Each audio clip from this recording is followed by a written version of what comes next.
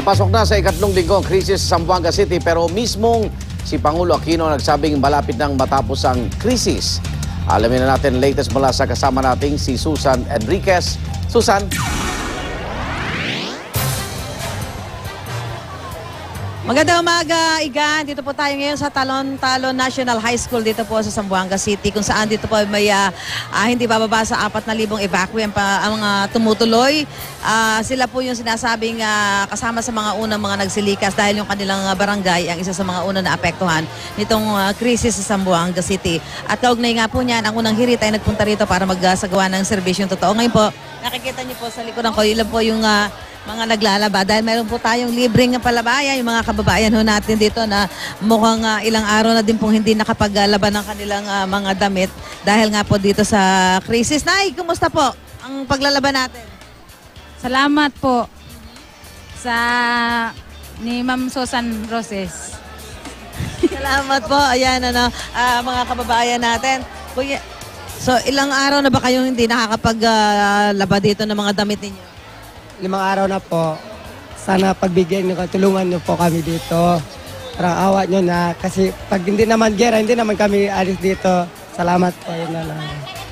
Salamat po. So, yan po yung mga kababayan natin dito na ngayon po kahit pa paano, naglalaba po sila ng kanilang mga damit dahil ilang araw na nga po silang nandito. Sabi nga po nung kausap nating mga barangay official, mga 2 linggo na yung ating mga kapuso dito sa Talon-Talon National High School na nagsisilbing kanilang evacuation center. Samantala, meron din po tayo dito inilagay na libreng tawag.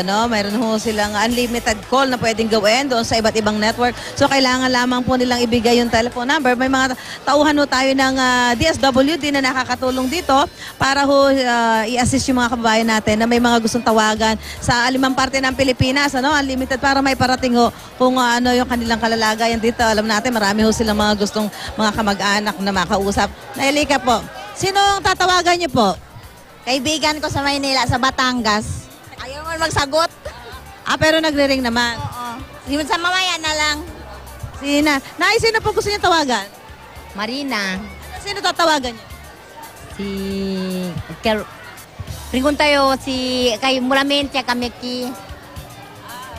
Yes, so importante ho kasi may parating ng mga kababayan natin, mga kapuso natin dito sa Zamboanga City, yung kanilang kalagayan, doon sa kanilang mga kamag-anak, mga mahal sa buhay na nasa iba't ibang parte po ng Pilipinas. Ito po ay unlimited call sa iba't ibang network at kahit pa paano po malaking bagay po para sa kanila. Siyempre, bukod dito sa ating ibibigay na libreng palaba dahil meron tayo ibibigay na mga sabong panlaba para sa ating mga kababayan. Meron din ho tayo ibibigay na tsinelas para po doon sa mga bata. Nakita ho natin yung mga bata dito yung karamihan po wala na hong suot na tsinelas. So, malaking bagay po na mabigyan natin yan. Nakita natin yung mga bata mga nakayapak.